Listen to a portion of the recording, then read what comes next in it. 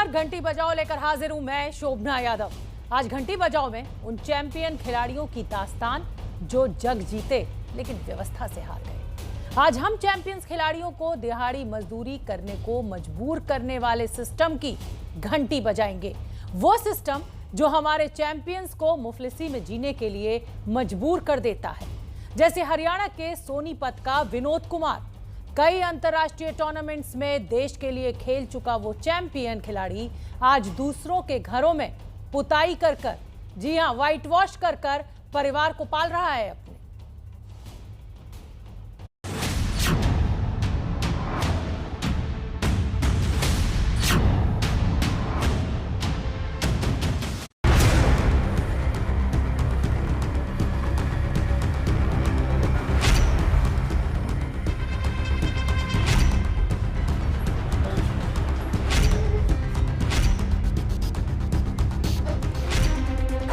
ये मेडल और ये ट्रॉफियां इस घर में किसी चैंपियन खिलाड़ी का परिचय दे रही हैं।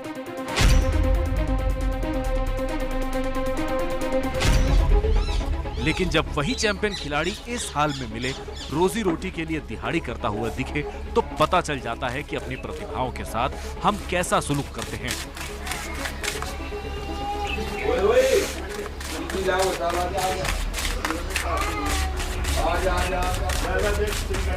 सोनीपत के दिव्यांग क्रिकेटर विनोद यूं तो कई अंतर्राष्ट्रीय मैचों में भारतीय टीम की नुमाइंदगी कर चुके हैं, लेकिन आर्थिक तंगी की वजह से क्रिकेट छूटा और मजबूरी में दूसरों के घरों में खुदाई का काम करने लगे। इंडिया में बांग्लादेश, पाकिस्तान, अफगानिस्तान इन टीमों के साथ विदेश में भी खेल चुका हूँ। और आगे खेलना बंद कर दिया? आगे सर ऐसा हालात ऐसे होए ना तो कहीं से बेरोजगारी का इतना वो होगा कि सर ना तो सरकार कोई मदद कर रही, ना कोई फाइनेंशियल मदद कहीं और से मिल रही है। यहाँ मैं अपना खुद का काम, सफेदी का काम करता हूँ जी, दिहाड़ी मजदूरी करता हूँ, जिससे अपने घर का निर्वाह कर रहा हूँ सर। विनोद के ऊपर घरेलू जिम्मेदारियां भी हैं। उनके बाल बच्चे हैं, बूढ़े माता पिता हैं और वो खुद दिव्यांग हैं। वो परिवार के इकलौते कमाने वाले हैं, लिहाजा दिहाड़ी मजदूरी करके परिवार का पालन पोषण करते हैं। परिवार में जी एक लड़की है, मेरे पास एक लड़का है सर, और मेरे माँ बाप है। माँ बाप का इकलौता सारा इसमें? हाँ सर, वो भी बूढ़े हो चुके हैं सर। सारी उम्र उन्होंने भी दिहाड़ी मजदूरी करके यहाँ तक पहुँचाया सर हमको। हमारा इकलौता बेटा है और हमारी आर्थिक तंगी के कारण ये खेल में बहुत रुचि रखता था, बहुत इनाम लेता था, लेकिन इतना मजबूर कर दिया कि ये कमाने के लायक भी नहीं है और फिर भी सफेदी करके अपना गुजारा करता है। तमाम मुश्किल हालातों के बावजूद सोनीपत के दोदवा के रहने वाले विनोद के भीतर एक चैंपियन का जज्बा अभी बाकी है। कहते हैं अब भी अगर मौका मिला तो दिव्यांग क्रिकेट में अपने देश के लिए खेल सकते हैं। पढ़ाई जी 12वीं तक करी जी। आगे फिर जी क्रिकेट में पूरा ध्यान हो गया जी। क्रिकेट से इतना लगाव था जी, क्रिकेट में ही पूरा जीवन व्यतीत कर दिया। 2004 से और 2021 तक आ लिए जी। बाकी सरकार से कोई मदद नहीं मिली, इसलिए। अगर कोई आता है तो खेलोगे क्रिकेट? हाँ सर, बिल्कुल। अपने देश, अपने गांव का नाम रोशन करने के लिए मैं सदैव तैयार रहूँगा। अपने चैंपियंस की हम कैसी बेकदरी कर रहे हैं, ये समझने के लिए अंतर्राष्ट्रीय दिव्यांग क्रिकेटर विनोद कुमार जीती जागती मिसाल हैं। इसलिए हम आपसे कह रहे हैं, चैंपियन खिलाड़ियों से मजदूरी कराने वाले सिस्टम की घंटी बजाओ। तो हरियाणा के सोनीपत के विनोद कुमार की कहानी तो हमने आपको दिखाई, आपने ये कहानी देखी। अब हम आपको लेकर चलते हैं उत्तराखंड, जहां एक खिलाड़ी ने अपने हौसले से अपनी किस्मत की नई इबारत लिखी, नाम कमाया, पहचान बनाई और देश दुनिया में अपने राज्य का गौरव बढ़ाया। वही सितारा इस सिस्टम से लड़ाई हार कर सड़कों पर सामान बेचकर अपना और अपने परिवार का पेट पाल रहा है। और इसीलिए हम कह रहे हैं कि ऐसे खिलाड़ियों के लिए जो व्यवस्था खड़ी की गई, उनकी घंटी बजाइए कि वो आज इस तरीके की जिंदगी जीने के लिए मजबूर है। मैं भारत की प्रथम महिला दिव्यांग शूटर हूँ और मैं बहुत गर्व से कहती हूँ 28 गोल्ड, 8 सिल्वर, 3 ब्रॉन्ज के बाद भी मैं आत्मनिर्भर बनने की कोशिश कर रही हूँ। सरकारें क्या करेंगी? मैं तो हैंडीकैप मानती हूँ, स्ट्रांग है, सेम दूसरे खिलाड़ी की तरह ही खेलती है, सेम क्राइटेरिया है, तो ये तो सरकारों को सोचना चाहिए। पार्क के बीच नमकीन और चिप्स के पैकेट की दुकान लगी है और इस दुकान की चर्चा देहरादून में काफी है। वजह है इस दुकान को चलाने वाली महिला। दुकान की ये तस्वीरें देहरादून के गांधी पार्क की हैं।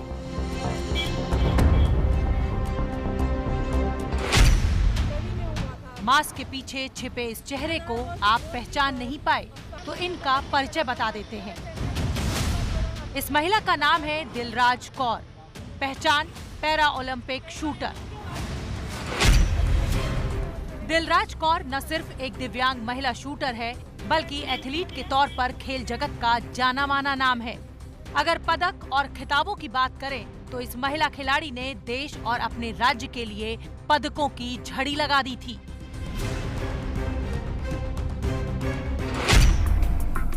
दिलराज कौर ने अंतर्राष्ट्रीय स्तर पर एक रजत पदक तो राष्ट्रीय स्तर पर 24 गोल्ड पर कब्जा जमाकर देश और अपने राज्य दोनों का मान बढ़ाया है। इतना ही नहीं, वर्ल्ड पैरा स्पोर्ट्स में दिलराज कौर पहली सर्टिफाइड कोच और स्पोर्ट्स एजुकेटर रह चुकी हैं। अब इसे वक्त की मार कहें या सरकार की बेरुखी, जिस महिला को देश और राज्य को अपने सर आंखों पर बिठाना चाहिए था, वो सड़कों पर मारी मारी फिर रही है। और यही वजह है कि आज दिलराज और उनकी मां दोनों सरकार से सवाल पूछ रही हैं कि आखिरकार देश और राज्य के लिए इतना कुछ करने के बाद भी क्या सरकार कोई मदद नहीं कर सकती है? नौकरी दी सरकार ने और स्टेट में जो स्टेट पॉलिसी, जो स्पोर्ट्स पॉलिसी है, जो खिलाड़ियों को सम्मान मिलता है, हमारे राज्य में नहीं मिलता। मुझे कहने में बिल्कुल कोई जन्म नहीं है कि मैं अकेली नहीं हूँ। मेरे जैसे बहुत सारे खिलाड़ी हैं जो सिर्फ जो पैरा में या नॉन पैरा में, एक सिंप्लीफाइड टर्म में बोलूँ, एबल बॉडी, डिसेबल बॉडी जो एथलीट्स हैं, उनको वो सम्मान नहीं मिला। उनको क्या मिलता है? मेडल लेने के बाद सिर्फ सरकार से सराहना, शॉल, मोमेंटो, बस। बाद में आपने जाके पूछा कि उस खिलाड़ी के घर में खाने की रोटी है कि नहीं है। तो सरकारें क्या करेंगी? मैं तो हैंडीकैप मानती हूँ, स्ट्रांग है, सेम दूसरे खिलाड़ी की तरह ही खेलती है, सेम क्राइटेरिया है, तो ये तो सरकारों को सोचना चाहिए कि इंटरनेशनल पिस्टल शूटर, इंटरनेशनल, ये पहली भारत की प्रथम भारतीय जूरी है, प्रथम भारतीय स्पोर्ट्स एजुकेटर है, और यहाँ लोगों को पता ही नहीं स्पोर्ट्स एजुकेटर क्या होता है। दिलराज कौर बचपन से ही दिव्यांग हैं और उनका बायां हाथ खराब है, लेकिन हौसले से दिलराज ने अपनी किस्मत को बदलने की शुरुआत की। शूटिंग रेंज में जब दिलराज बंदूक पकड़ती तो उनका निशाना सीधे लक्ष्य पर लगता। कॉलेज की पढ़ाई के दौरान दिलराज को शूटिंग प्रेरणा मिली थी और उसके बाद दिलराज कौर ने 2004 में तीसरी उत्तरांचल स्टेट शूटिंग चैंपियनशिप में पदक जीत अपने करियर की शुरुआत की थी। बाद में राष्ट्रीय और अंतर्राष्ट्रीय स्तर पर भी कई पदक जीते। दिलराज कौर ने अपनी किस्मत अपने हाथों लिखनी शुरू कर दी, लेकिन वक्त ने दिलराज से उनका सबसे बड़ा हौसला छीन लिया। पिता और भाई का सहारा छिन जाने के बाद दिलराज पर बूढ़ी मां के इलाज और परिवार की जिम्मेदारी आ पड़ी। सरकार से कोई मदद नहीं मिली तो दिलराज ने सरकार को आईना दिखाने के लिए देहरादून के गांधी पार्क में अपनी छोटी सी दुकान लगा ली और इस दुकान से अपने परिवार का पालन पोषण कर रही हैं। आपके सिर पे फादर का साया ना हो, आपके घर में बड़ा भाई ना रहे, आपकी मम्मी भी बुजुर्ग हो जाए, अब तक आपने, और आपके पास कमाई का कोई साधन ना हो, घर में कमाने वाला कोई ना हो, तो ऐसे हालात बन जाते हैं। और मेरे को बुरा नहीं लग रहा है क्योंकि सरकार कहती है कि हमारे पास नौकरी नहीं है, आप लोग आत्मनिर्भर बनिए। हाँ, आप लोग आत्मनिर्भर बनिए। जब हम आत्मनिर्भर बनने की कोशिश कर रहे हैं तो आप लोगों को बुरा क्यों लग रहा है फिर? अब आर्थिक तंगी और सरकार की बेरुखी के बाद भी दिलराज कौर के हौसले कम नहीं हुए हैं, लेकिन उनकी बूढ़ी मां की हिम्मत जरूर जवाब दे रही है और अपनी जुझारू बेटी का हौसला टूटता देख उनकी आंखें नम हो रही हैं। और अपनी मां की इस हालत को देख दिलराज का हौसला भी डगमगा रहा है। ऐसे में सवाल ये है कि जिस खिलाड़ी ने देश और राज्य का मान बढ़ाया है, क्या ऐसे खिलाड़ी को सरकार से मदद नहीं मिलनी चाहिए? क्या सरकार को ऐसे खिलाड़ियों की हालत नजर नहीं आती है? अब एक बार फिर बात करते हैं हरियाणा की। फरीदाबाद की ये कहानी है जहां अवैध अतिक्रमण की बात पर पुलिस और गांव वालों के बीच जबरदस्त बवाल हुआ। गांव वालों ने पुलिस पर पत्थरबाजी की तो पुलिस ने डंडे का सहारा लेकर भीड़ को तितर-बितर किया। लेकिन पुलिस और ग्रामीणों में आखिरकार ये संग्राम की स्थिति बनी क्यों? हमारी ये खास रिपोर्ट देखिए। एक तरफ पुलिस दनादन लाठियां चला रही है, तो दूसरी तरफ गांव वाले पत्थरबाजी कर रहे हैं। गांव की गली युद्ध का मैदान बन गई है।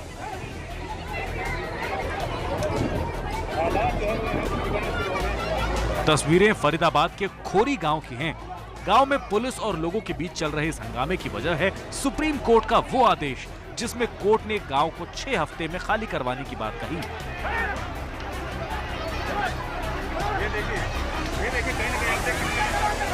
खोरी गांव में किसानों ने सुप्रीम कोर्ट के आदेश के विरोध में महापंचायत बुलाई थी। पुलिस इस महापंचायत को लेकर अलर्ट पर थी।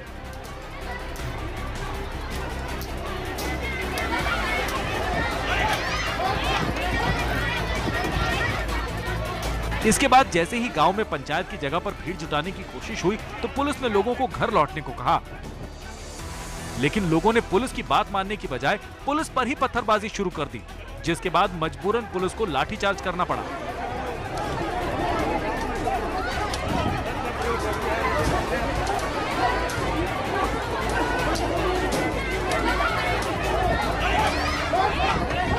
इस पंचायत में किसान नेता गुरनाम सिंह चढ़ूनी भी शामिल होने के लिए फरीदाबाद पहुंचे, लेकिन पुलिस ने गुरनाम सिंह चढ़ूनी को खोरी गांव में घुसने नहीं दिया। लाठीचार्ज करना गलत है और इन लोगों को जो है इनके विस्थापन का करना चाहिए, क्योंकि जो लोग धरती पे पैदा हुए हैं वो धरती पे रहेंगे। तो ऐसे लोगों पे लाठियां मार के भगा देना कोई बात नहीं है। लोकतंत्र है, अपनी आवाज उठा रहे हैं तो सुननी चाहिए उनको। आपको बता दें कि सुप्रीम कोर्ट ने अरावली की पहाड़ियों पर बसे इस खोरी गांव को अतिक्रमण मुक्त करवाने के लिए 6 हफ्ते के अंदर खाली कराने के आदेश दिए हैं। दिल्ली से सटे फरीदाबाद के अरावली पर्वत के जंगलों पर बसा ये खोरी गांव। आप देख सकते हैं किस तरीके से अरावली पर्वत के इन जंगलों पर भू माफियाओं ने इतनी बड़ी कॉलोनी को बसा दिया है। करीब 10,000 से भी ज्यादा यहाँ पर ये मकान है जो कि इलीगल है, अवैध तरीके से इस कॉलोनी को बसाया गया है। और अब सुप्रीम कोर्ट के आदेश के बाद इन सभी घरों को अतिक्रमण को तोड़ने का निर्देश दिया गया है। खोरी गांव दिल्ली हरियाणा बॉर्डर पर बसा है। नगर निगम की रिपोर्ट के मुताबिक इस गांव में 125 एकड़ की जमीन है, जिसमें 80 एकड़ पर अवैध कब्जा है। इसी को लेकर सुप्रीम कोर्ट ने लोगों को अवैध कब्जा हटाने का आदेश दिया है, लेकिन लोग हटने को तैयार नहीं। बताया जाता है कि सूरजकुंड थाना क्षेत्र के खोरी गांव में 10,000 मकान हैं और इन मकानों में एक बड़ी आबादी पिछले 3 दशक से अधिक समय से रह रही है। आज जून का आखिरी दिन है, लेकिन मॉनसून की तो छोड़िए, दिल्ली में लू चल रही है। बड़ी खबर इस समय की यह है कि मौसम विभाग के मुताबिक आज दिल्ली में अधिकतम तापमान 43.5 डिग्री सेल्सियस रहा। यही नहीं, दिल्ली में आज जमकर लू चली। गर्मी से उबल रही दिल्ली को अभी राहत मिलने की उम्मीद नहीं है। और इसी तस्वीरें हम आपको दिखा रहे हैं। राहुल गांधी से मिलने के लिए नवजोत सिंह सिद्धू पहुंचे हैं। जिस तरीके से पंजाब कांग्रेस में कलह चल रही है, कैप्टन अमरिंदर सिंह और सिद्धू आमने सामने, ये मुलाकात बहुत अहम हो जाती है। सुबह प्रियंका गांधी से भी मुलाकात की थी नवजोत सिंह सिद्धू ने, उसकी तस्वीर उन्होंने ट्वीट भी की थी। प्रियंका गांधी, उसके बाद राहुल गांधी और सोनिया गांधी से मिले थे और अब नवजोत सिंह सिद्धू की ये तस्वीरें मिल रही हैं। राहुल गांधी से मिलने के लिए नवजोत सिंह सिद्धू उनके घर पहुंचे हैं। पंजाब में अगले साल चुनाव है, उसको देखते हुए जो दो फाड़ हो रखी है पार्टी, उसी को सुलझाने की कोशिश लगातार हो रही है।